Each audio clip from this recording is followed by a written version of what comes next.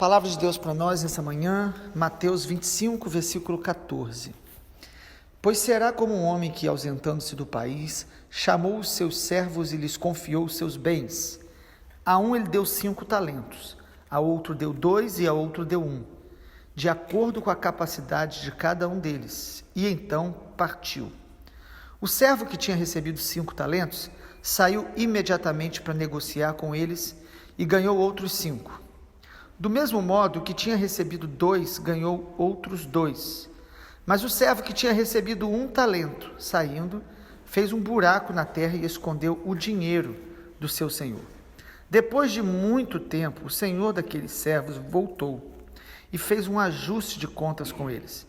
Aproximando-se o que tinha recebido 5 talentos, entregou outros 5, dizendo: o senhor me confiou 5 talentos, eis aqui outros 5 que ganhei. O senhor disse: muito bem, servo bom e fiel, você foi fiel no pouco, sobre o muito o colocarei. Venha participar da alegria do seu senhor. E aproximando-se também o que tinha recebido 2 talentos, disse: o senhor me confiou 2 talentos, eis aqui outros 2 que ganhei. Então o senhor disse: muito bem, servo bom e fiel, você foi fiel no pouco, sobre o muito o colocarei. Venha participar da alegria do seu senhor. Chegando por fim o que tinha recebido 1 talento, disse, sabendo que o senhor é um homem severo, que colhe onde não plantou e ajunta onde não espalhou, fiquei com medo e escondi o seu talento na terra. Aqui está o que é seu. Mas o senhor respondeu: servo mau e preguiçoso, você sabia que eu colho onde não plantei e ajunto onde não espalhei? Então você deveria ter entregado meu dinheiro aos banqueiros, e eu, ao voltar, receberia com juros o que é meu. Portanto, tirem dele o talento e dei ao que tem 10, porque a todo o que tem mais será dado, e terá em abundância. Mas ao que não tem, até o que tem será tirado. Quanto ao servo inútil, lancem-no para fora, nas trevas, ali haverá choro e ranger de dentes. Quando o Filho do Homem vier na sua majestade, e todos os anjos com ele, então se assentará no trono da sua glória. Todas as nações serão reunidas em sua presença, e ele separará uns dos outros, como o pastor separa as ovelhas dos cabritos. Porá as ovelhas à sua direita e os cabritos à sua esquerda. Então o rei dirá aos que estiverem à direita: venham, benditos de meu Pai, venham herdar o reino que está preparado para vocês desde a fundação do mundo. Porque tive fome e vocês me deram de comer, tive sede e vocês me deram de beber, era forasteiro e vocês me hospedaram, eu estava nu, vocês me vestiram, enfermo e me visitaram, preso e foram me ver. Então os justos perguntarão: quando foi que vimos o Senhor com fome e lhe demos de comer, ou com sede e lhe demos de beber? E quando foi que vimos o Senhor como forasteiro e o hospedamos, ou nu e o vestimos? E quando foi que vimos o Senhor enfermo ou preso e fomos visitá-lo? O rei, respondendo, lhes dirá: em verdade lhes digo que sempre que o fizeram a um destes meus pequeninos irmãos, foi a mim que o fizeram. Então o rei dirá também aos que estiverem à sua esquerda: afastem-se de mim, malditos, para o fogo eterno, preparado para o diabo e seus anjos. Porque tive fome e vocês não me deram de comer, tive sede e vocês não me deram de beber, sendo forasteiro vocês não me hospedaram, estando nu vocês não me vestiram, achando-me enfermo e preso vocês não foram me ver. E eles lhe perguntarão: quando foi que vimos o Senhor com fome, com sede, forasteiro, nu, enfermo ou preso e não o socorremos? Então o rei responderá: em verdade lhes digo que sempre que o deixaram de fazer a um destes mais pequeninos, foi a mim que o deixaram de fazer. E esses irão para o castigo eterno, porém os justos irão para a vida eterna. Glória a Deus, amém. Lembrando os irmãos que depois do capítulo 24, o sermão chamado profético de Jesus, o capítulo 25 nos dá 3 parábolas sobre a volta do Senhor Jesus. Ontem vimos a parábola das 10 virgens. E agora, dando continuidade, Jesus também conta mais 2 parábolas. A segunda parábola, então, do capítulo 25, que é a primeira que nós vamos falar hoje, é a parábola dos talentos, muito também conhecida e mal interpretada. A maioria das pessoas diz que talento é aquilo que você faz bem, um talento que Deus te deu. Mas aqui no texto, talento é dinheiro, né? É importante a gente poder conhecer realmente a realidade bíblica, né? Um talento era igual a 6.000 denários. Então Deus está falando aqui de bens, de coisas que Ele vai nos dando para administrar. Quando a gente, Deus nos deu a vida e Deus nos deu também e nos dá condição de servi-lo com aquilo que Ele nos deu de maneira real. Tudo que vem às suas mãos, Deus está te dando para você administrar. Nós somos mordomos de tudo que vem às nossas mãos. Por isso a Bíblia diz que nós devemos consagrar a Deus a nossa vida e tudo que a gente tem. Então, no capítulo 25, a parábola dos talentos nos mostra a diferença entre os servos fiéis e os servos infiéis. Todos nós, toda pessoa que Deus traz à vida, Deus dá a você e a mim talentos. Deus confia a nós muitos tipos de riquezas, de bens, de coisas para que a gente administre. E a maneira que a gente administra vai definir se a gente é fiel ou se a gente é infiel. E a diferença que a gente percebe aqui nos 2 servos da parábola, na verdade são mais de 2, né? Ele fala de 3 ou 4 tipos de servos que multiplicam o que Deus deu, é justamente a capacidade de servir com aquilo que Deus colocou na nossa mão. Tudo que Deus coloca na nossa mão deve ser usado para servi-lo, para adorá-lo, para ser de alguma forma multiplicado. Tudo que Deus dá em nossas mãos, nós vamos precisar devolver para Ele. Nós vamos devolver para Ele. Quando Jesus voltar, Ele vai pedir contas. É isso que Jesus deixa claro aí, no versículo 14. Será como um homem que, ausentando-se do país, então Jesus voltou para o Pai, chamou os servos e confiou os seus bens. E aqui ele fala de um que recebeu 5, outro recebeu 2 e outro recebeu 1. E de acordo com a capacidade de cada um deles, Deus não vai nos cobrar nada além da nossa capacidade, mas Deus vai nos cobrar aquilo que nós poderíamos ter feito com a capacidade que Ele nos deu. Tudo que Deus coloca na nossa mão, gente, deve ser consagrado para Deus, usado para a glória dEle, usado para servir pessoas, para abençoar pessoas. Então aqui fala de um servo fiel, na verdade que 2 foram fiéis ao que receberam, e um que foi infiel. Versículo 21, o que o Senhor diz? O Senhor disse: muito bem, servo bom e fiel, você foi fiel no pouco, sobre o muito eu o colocarei. Venha participar da alegria do seu Senhor. Então, na volta do Senhor Jesus, irmãos, Ele vai nos cobrar sobre o que a gente fez com o que Ele nos deu. Imagina, se você tem uma profissão, se você tem os bens que você tem, mesmo que você considere pouco, e aqui no texto mostra isso, não é a quantidade do que você tem que vai definir a sua fidelidade ou não a Deus, mas é o que você faz com o que você tem. Você pode ter pouco, mas se você pega e é fiel no pouco, Deus será glorificado, Deus será honrado. Quantas pessoas que dizem: eu queria ter muito para poder fazer mais, para poder ajudar mais pessoas. Nós precisamos ajudar com aquilo que a gente tem, ser fiel no pouco, porque tudo que Deus colocou na sua mão é para Ele. Nós somos servos. Perceba no texto que, e aí a gente tem que lembrar que Mateus fala de Jesus como rei. Perceba que nós somos servos. Ele te confiou os seus bens. Nós somos servos, nós somos mordomos. Nós não somos donos de nada do que a gente tem, espiritualmente falando. Nós precisamos pegar tudo que a gente tem e entender: Deus me deu para administrar, eu preciso investir para devolver a Ele em honra e glória. Quando o Senhor Jesus voltar, o que você vai apresentar a Ele? Como estarão as nossas mãos? Há um texto na Bíblia que diz que nós não devemos nos apresentar a Deus com as mãos vazias. É muito sério isso. Na volta de Jesus, ele vai pedir para que a gente mostre para ele: o que você trouxe? O que você fez com o que eu te dei? Como você me serviu? Como você potencializou aquilo que eu te dei? Ah, mas eu tinha muito pouco. Então, qual a diferença do servo bom para o servo mau no texto? O servo bom, ele é fiel. Ele é fiel a Deus e ele receberá o galardão do Senhor.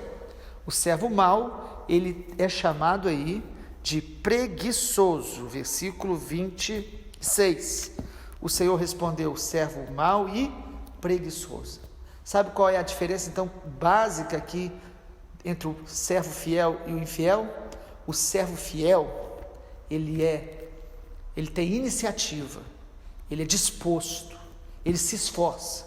O servo infiel, ele é passivo, ele é preguiçoso, ele é indolente. Ele diz: se eu for fazer vai dar trabalho, se eu for me dedicar à obra de Deus eu vou ter problema, tem gente que faz melhor do que eu, tem gente que tem mais do que eu, então eu tenho tão pouco, deixa eu ficar aqui na minha passividade, ociosidade espiritual, quando Jesus voltar eu devolvo para ele, digo: aqui, Senhor, foi isso que deu para fazer, não fiz nada, mas Senhor. E olha que coisa, por que o servo infiel, ele permanece infiel?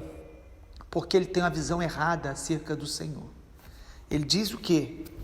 No versículo, olha a justificativa dele, no versículo de número 24. Chegando o que tinha recebido 1 talento, ele disse: sabendo que o Senhor é um homem severo.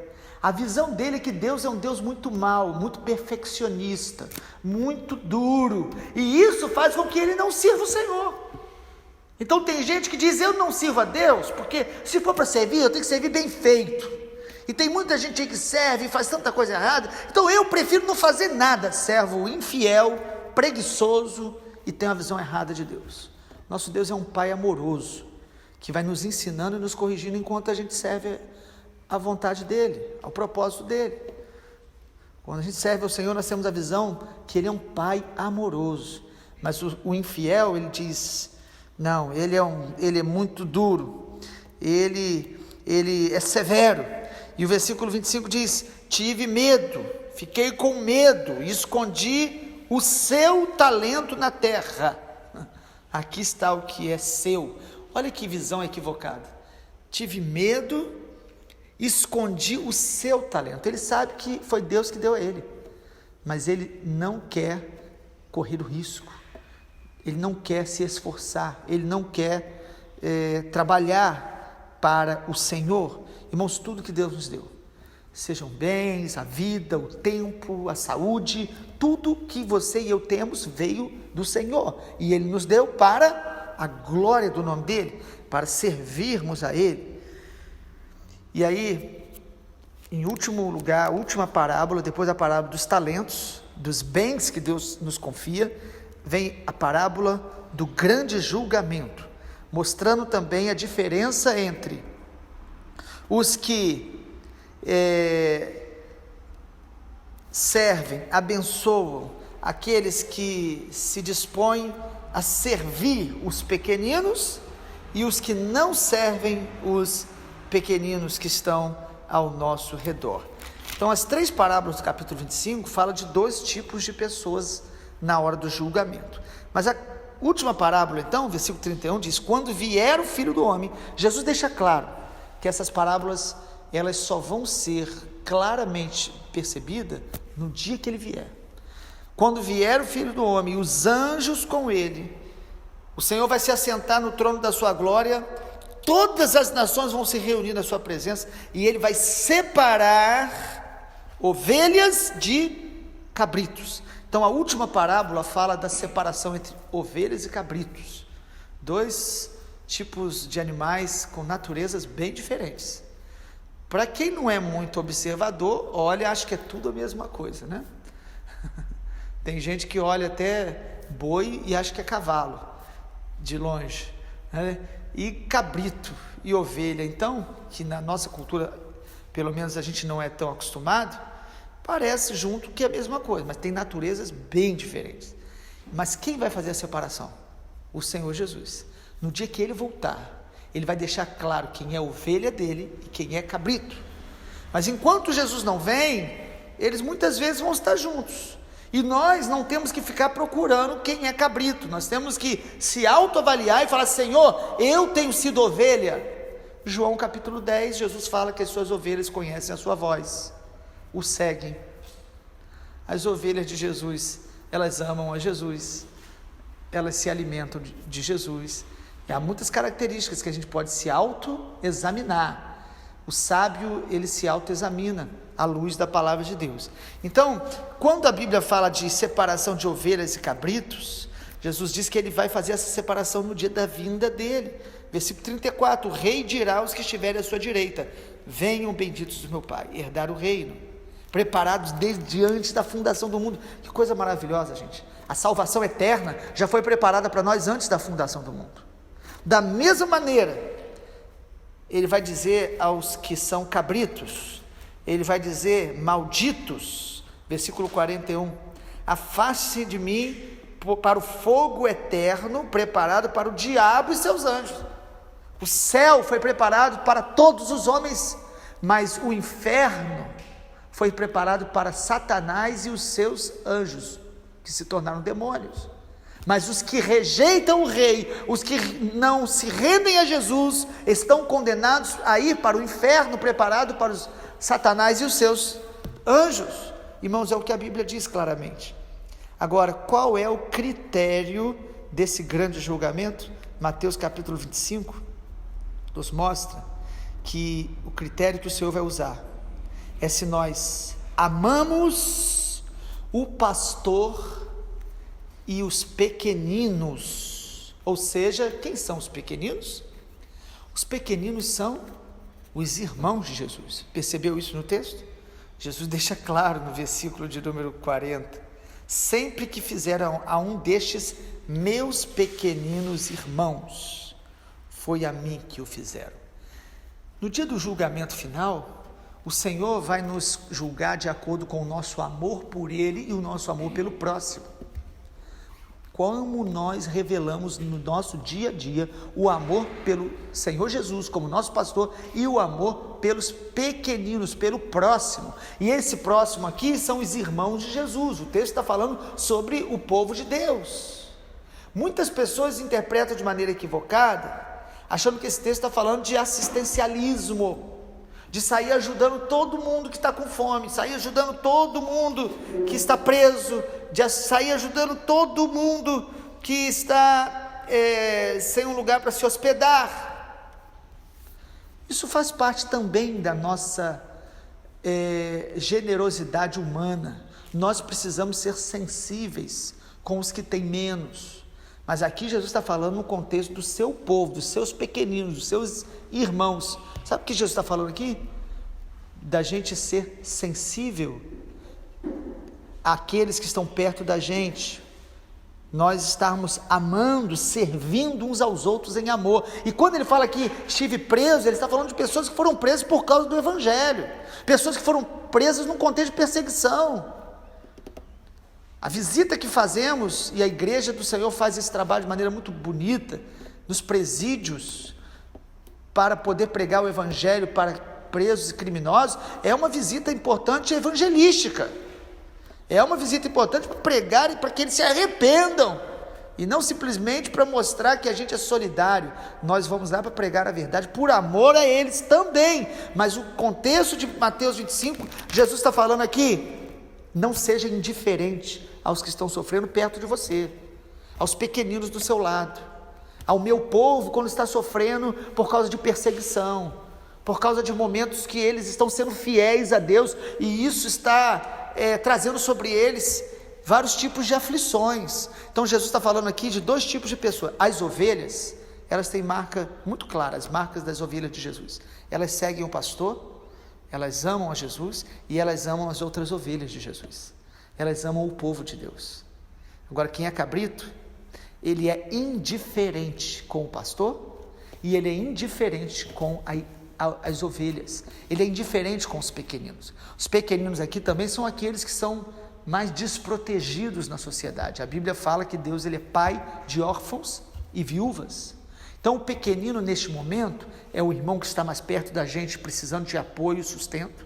É um missionário que está na linha de frente da obra do Senhor e que para isso ele tem renúncias e aflições que nós devemos estar sempre socorrendo. O pequenino também são pessoas que não são nem do corpo de Cristo, mas que podem estar passando por níveis de sofrimento, e nós como servos de Deus não podemos ser indiferentes.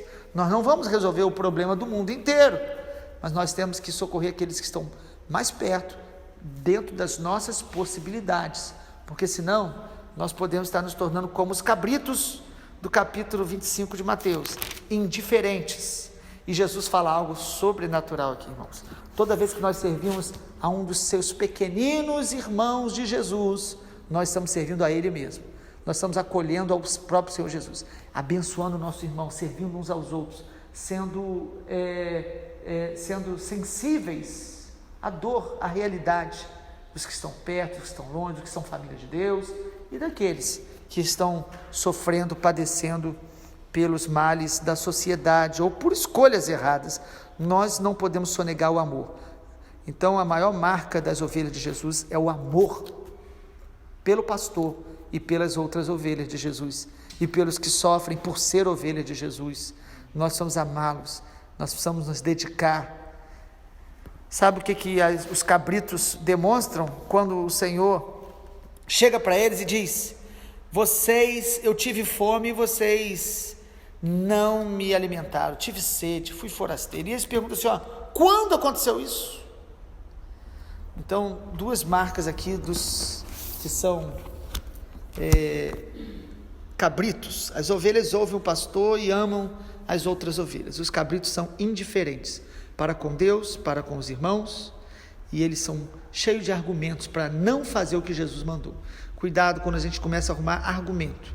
Vamos orar? Pai, que a Tua palavra possa produzir em nós quebrantamento, arrependimento, que a Tua palavra produza em nós temor.